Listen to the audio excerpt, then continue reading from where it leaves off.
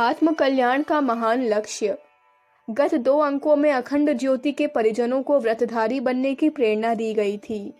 प्रसन्नता की बात है कि उसका सर्वत्र समुचित स्वागत हुआ है। अधिकांश स्वजनों ने यह अनुभव किया है कि परमार्थ के विचारों का एक मनोरंजन मात्र सफलता और उस विषय की कुछ पुस्तकें या पत्रिकाएं पर्याप्त नहीं हैं। इतने तक ही सीमित रह जाने से वह प्रगति संभव नहीं जो किसी धर्म प्रेमी के जीवन की होनी चाहिए। विचारों का उद्देश्य कार्य के लिए प्रेरणा देता है। यदि कोई विचार केवल मस्तिष्क के दायरे में ही घूमता रहे और कार्य रूप में परिणत ना हो, तो उससे इतना ही लाभ है कि खाली दिमाग में बुरे विचार आने की संभावना थी, वह रुक गई। यह तो एक अनिष्टकर आक्रमण का प्रतिरोध हुआ। इससे एक हानि रुकी, पर वह लाभ तो न हुआ जो सद्विचार अपनाने के उपरांत होना चाहिए था। दरवाजे मजबूती से बंद कर दें, चोरी की गुंजाइश न छोड़ें, तो इतना ही लाभ है कि चोर जो माल उठा ले जा सकते थे वह न उठा ले जा सके। पर इतने मात्र से व्यापारिक लाभ या आर्थिक उन्नति का अवसर तो नहीं आया। लाभ तो तब है जब उपार्जन में वृद्धि हो, कारोबार बढ़े, लाभ के स्रोत खुलें। किसान केवल रखवाली करता है और बढ़ाने के लिए खाद, पानी, बीज, नराई, गढ़ाई आदि का प्रबंध न करे तो बढ़िया फसल प्राप्त करने का लाभ उसे न मिल सकेगा। जो सद्विचार हमें सत साहित्य के स्वाध्याय या श्रेष्ठ पुरुषों के सत्संग से मिलते हैं, वे तभी लाभदायक हो सकते हैं जब उन्हें क्रिया रूप में परिणत किया जाए। देखा गया है कि यही समस्या नहीं सुलझ पाती। व्यावहारिक जीवन का ढर्रा कुछ ऐसे ढंग से चल पड़ा होता है कि उसमें परमार्थ के विचारों को प्रवेश करना किस प्रकार संभव है, यह समझ में नहीं आता। आज के अर्थ संकट युग में शारीरिक और मानसिक शक्तिहीनता के कारण तथा सामाजिक दुर्व्यवस्था के कारण उत्पन्न चिंताओं से व्यक्ति इतना व्यस्त और परेशान रहता है कि सामने उपस्थित कार्य ही पूरा नहीं हो पाता। फिर परमार्थ के लिए एक नया शिर दर्द कौन बढ़ावे।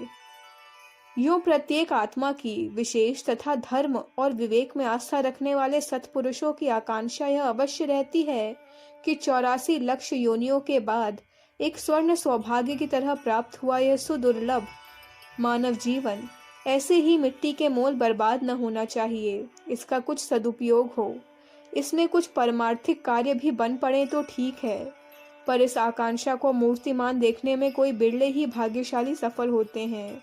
अन्यथा अन्य अनेक मनोरथों की भांति इस मनोरथ को मन में दबाए हुए जीवन लीला समाप्त होती है। बहुत हुआ तो किसी ने अपने संचित धन का एक अंश किसी ऐसे कार्य के लिए दे दिया जिससे पुण्य परमार्थ दिखाई पड़ता हो, साथ ही कुछ कीर्ति प्रशंसा भी मिलती है। देखा गया है कि परमार्थ भावनाओं को सत्कर्मों के लिए आत्मा की पुकार की तृप्ति लोग कुछ धार्मिक कर्मकांड करके पूरी करने की कोशिश करते हैं। चारों धर्म की तीर्थ यात्रा, बड़ा सा ब्रह्म भोज, भागवत की कथा, व्रत उद्यापन, बच्चे का जनेऊ मंडन, बड़े से प्रीति भोज, बहन भांजी की शादी में खर्च आदि अर्थ संभव एवं लोक प्रशंसा देने वाले कार्य करके प्रसन्न होते हैं। इसमें भी अधिक कदम किसी ने बढ़ाया तो मंदिर, धर्मशाला, कुआं, बावड़ी आदि बनवा दी जो उसकी धर्म प्रियता का प्रमाण प्रदर्शित करती रहे।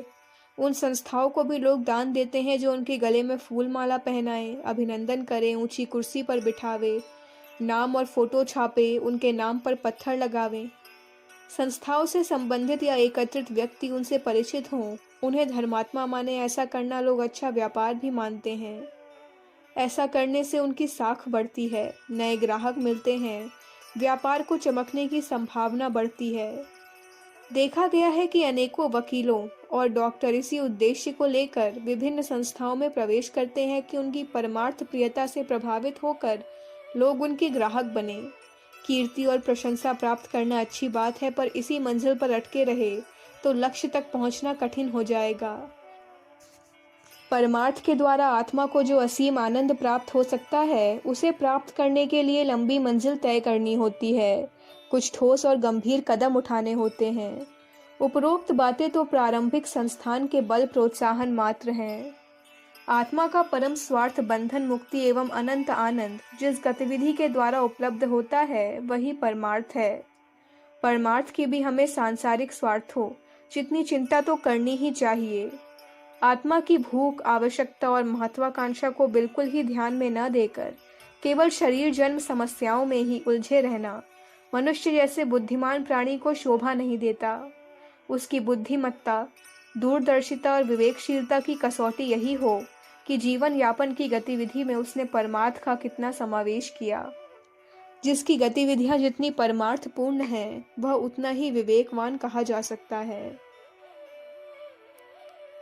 परमार्थ का सही स्वरूप अपनी व्यक्तिगत दुर्बलताओं को दूर करना, गुण कर्म स्वभाव को सात्विकता से ओतप्रोत करना तथा दूसरों की अधिकाधिक सेवा सहायता करना। हमारे मन क्षेत्र में अनेकों दुर्भावनाएं, दुष्प्रवृत्तियां, बुरी आदतें भरी होती हैं।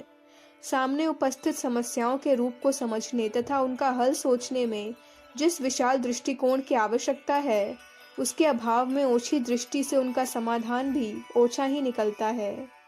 कुसंस्कारी मन में भरे हुए अनेक कुविचार तथा ओछे दृष्टिकोण के कारण हमारा सारा क्रियाकलाप औंधा तथा ओछा हो जाता है। परमार्थ मार्ग में यह सबसे बड़ी बाधा है। मानसिक दुर्बलताओं और अपूर्णताओं को समझना और उन्हें सुधारना ही आत्मनिर्माण है। आत्मनिर्माण के लिए ही आस्तिकता एवं धर्म साधना का सारा ढांचा खड़ा किया गया था, पर आज तो वह ढांचा भी लड़खड़ा गया है। आस्तिकता और पूजा का अर्थ आज आत्मचिंतन, अपने दोष को ढूंढना और उनसे छुटकारा पाने के लिए परमात्मा से आत्मबल मांगना नहीं रहा। अब तो लोग ईश्वर या देवी देवताओं की मनौती या पूजा इसलिए करते हैं कि उन्हें अमुक भौतिक लाभ मिल जाए। देवी देवता प्रसन्न होकर उनकी उचित अनुचित तृष्णाओं को पूरा कर दें। पूजा का यह बहुत ही निकृष्ट रूप है। यह परमार्थ नहीं है। इससे आत्मनिर्माण या आत्म कल्याण का उद्देश्य प्राप्त नहीं हो सकता। अपनी आंतरिक दुर्बलताओं को ढूंढना और उन्हें हटाना ही परमार्थ का प्रथम आधार हो सकता है। परमार्थ का दूसरा आधार सेवा है। दूसरों के प्रति उदारता, दया, करुणा, सहायता, मैत्री, आत्मीयता एवं सद्भावना रखकर अधिकाधिक उदार व्यवहार करने से ही साधुता चरितार्थ होती है। इन्हीं गतिविधियों से आत्मा में पुण्य के, धर्म के, सात्विकता के संस्कार जमते हैं और उन्हीं के द्वारा लोक परलोक है। यूं आज कुपात्रों की संख्या बहुत है। किसी उदारता का अनुचित लाभ उठाने और उसका दुरुपयोग करने वाले लोग बहुत हैं। उनसे सावधानी रखना आवश्यक है। फिर भी सच्ची सेवा के लिए बहुत क्षेत्र पड़ा हुआ है। दूसरों को हमारी सहायता की बहुत आवश्यकता है। जो कुछ हमारे पास है वह निश्चय ही हमारी आवश्यकता से अधिक है। परमात्मा ने मनुष्य को जो शरीर बल, बुद्धि बल, धन बल प्रदान किया है, वह उसका पेट पालने जितना ही नहीं वरन उससे कहीं अधिक है। सृष्टि के अन्य प्राणियों की तुलना में मनुष्य को जो असाधारण प्रतिभाएं एवं क्षमताएं दी हैं, उनका उद्देश्य यह नहीं कि व्यक्ति वासना और तृष्णा की पूर्ति में उन्हें लगाए रहे, वरन यह कि अपने से हीन स्थिति के मनुष्यों तथा प्राणियों की सेवा सहायता करता हुआ अधिक पुण्य एवं आत्मसंतोष उपार्जित करे।